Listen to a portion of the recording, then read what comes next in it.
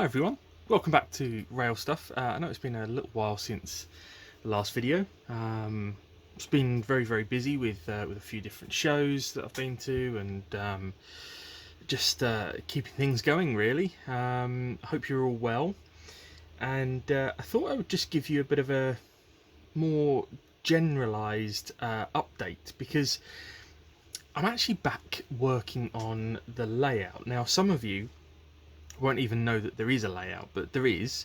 I'm working on a 6x1 exhibition style layout.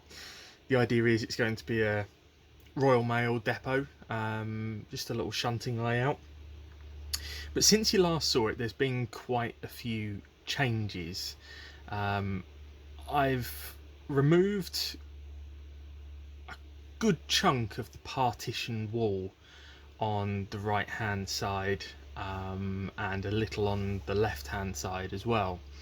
I wanted to open the whole thing up a little bit more, create a bit more space for interest and for scenic items and things like that. So I needed to just open things up a little bit. I've then, and you'll see these in front of me right now, I've then been working with some of the excellent kits from Cut Creative, available at RAILstuff.com, of course.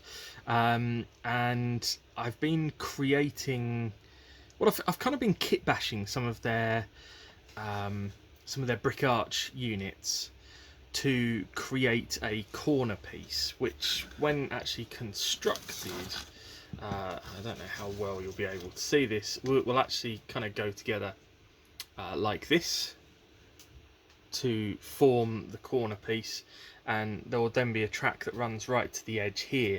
The idea being that if in the future I then wanted to connect it on to something else, I could do.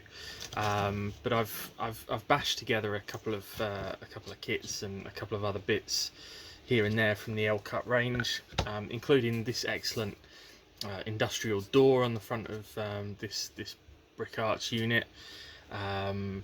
And also this one, I turned it actually into an open arch. It's all low profile.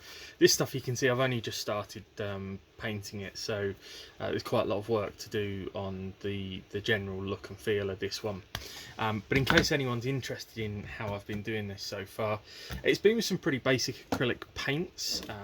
Just this Crafter's Choice stuff here, mixture of burnt umber and black, a little splash of white in there as well, and also a little just tiny dabble of red, and I've then been putting it on with just bits of old kitchen sponge really, dipping that in and then taking the excess off before dipping it onto the wood itself. I didn't want to use anything that was too wet. I didn't want to get the what is quite a thin wood too wet, because it could damage the surface, so I didn't want to do that. But I'm going to keep experimenting with that, and this bottom bit will be covered up. So I'll give you some updates on that in future videos. The other part that I've been working on, if we just look across the rest of the layout, is I've been neatening up the ballast, so chipping away the parts that didn't quite work, that weren't exactly how I wanted them, and just making it look that bit neater. That was the idea. Hopefully it's now in a pretty good place. I've then been planning a bit more how I lay the rest out, thinking about running some fencing along the track edge on the right hand side here, but I'm a way off of getting there at the moment. The priority right now is to get these walls done on the right hand side, and to also finish off this building here on the left hand side. Now originally that building you see on the left hand side there was just going to be a low profile exterior, but something about it, and if you look back at the video I did about a creative block and things like that. Something about it just didn't sit right. It wasn't what I was looking for. So I decided to extend it along a little further, and then actually wrap it round the piece of track at the back. So basically the inside of that building, as it will appear to anyone looking at it from the front, will be where I can lift trains on and off, but it'll be pretty hidden to anyone who's seeing.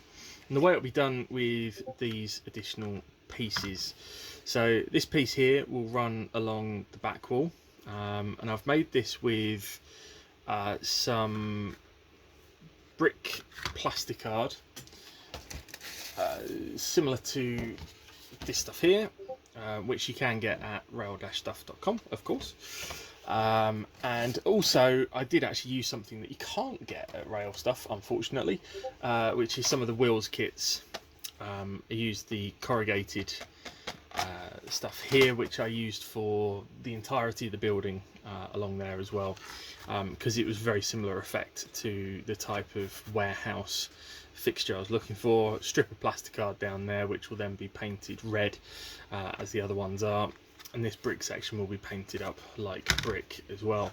And then you've got this wraparound section as well, which will then sort of join onto the front of that there to create the squared off unit. But hopefully that will become a bit clearer in future videos. But the good news is I'm back on it and starting to make some progress. And one of the reasons why is through going to a couple of shows recently. I went to Carnforth, then I went to the European Modellers or the European Railway Association Spring Convention at Crewe. Both excellent events. Thank you very much to everyone for being so welcoming and having me there. But they provided a real source of inspiration for me. Not that I was wanting to copy anything that I saw, but just seeing the way that people used space and tried different things. And I thought, I can really have a go at this. And one of the really nice things about working with a fairly small layout like this is that I can actually just pick it up in one go and lift it outside. So when it's sunny, a nice temperature outside and dry, I can sit outside on the patio and work on the layout in the sun, and it's really relaxing. So actually, I know a lot of us kind of think that summer can be a little bit of an off time for this hobby for many people.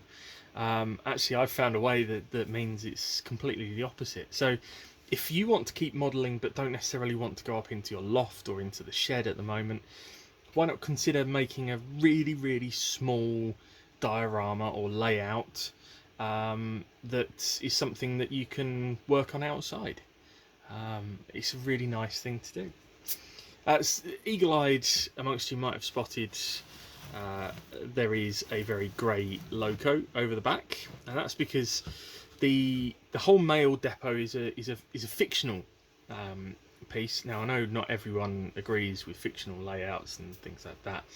It's going to be fictional in the sense of, for the most part, Royal Mail don't use rails anymore to move post around. I know that's going to be changing and they're going to be using it a bit more, which is great. But when I embarked on this project, it wasn't really widely used. So I'm actually going to be creating a fictional branded logo. So this is based on an old BR Blue logo, so you can actually still see where the BR logos were. I've given it a primer of grey at the minute. It's then going to have the yellow frontages, of course, and then the roof is going to stay this grey, and the rest will be black. and then it's probably going to have some RAILstuff logos on it, because that just seems to fit nicely with what I'm trying to achieve. Then I'm going to weather it up, and it'll effectively be like RAILstuff is the freight company in charge of all of this. I've also spent a lot of time working on the actual logo itself. It was bought secondhand off of eBay. Needed a lot of love and attention. It's had its wheels cleaned, and the commentator and everything has been serviced, and so it seems to run quite nicely at the moment, just connected with crocodile clips, but hopefully before long we can get it hooked up and running on rails. Which brings me to the other priority that's left for the layout, and that is to provide it with power. I still have a desire to try and get this LC-DCC stuff working. I ran into a bit of a block with it, but I'm going to have another go shortly, and see if I can finally get it working, because it's a great idea, it's a great concept, and I like making these things myself. So if I can, then it will be LC-DCC operated. If not, then I will switch to a DC controller, and do it that way. But I do like the idea of being able to run a couple of different trains shunting at the same time, but we'll wait and see. The other part that really needs doing is to fit all the points motors as well. So I've got them all, they're all ready. All of the holes are pre-drilled under the points, ready to fit them. So it's just a case of now doing it. So that might be one of the things that I actually tackle this weekend, is fitting the points motors and wiring them up. So I'll be more than happy to pop together a quick video on how I do that. It's nothing special. I'm not a master electrician, I'm certainly not a master solderer, but I have connected a few points motors, and there are some good hints and tips as to how to make it a little bit easier for you. But essentially that's what's going on. I'm working on the layout again, which I'm so pleased to be able to say. The creative block is on its way out, and I seem to be making some progress now. I suppose that the message I wanted to give from this video was that if you get a creative block, then you can just step back for a while. It's not a bad thing.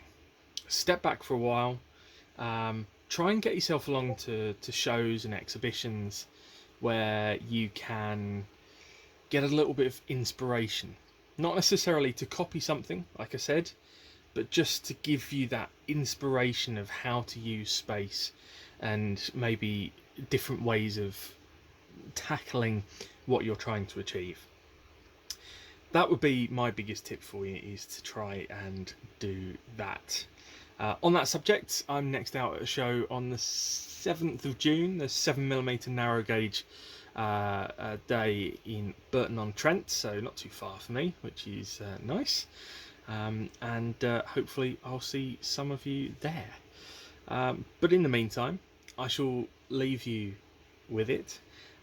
Get modelling, enjoy yourself, and don't forget, anything you need, head to rail-stuff.com. and if you want to see more videos like this, then please hit the like and subscribe buttons, and also don't forget the bell notification to be notified of next videos being uploaded. So thanks for watching, and I'll see you again soon.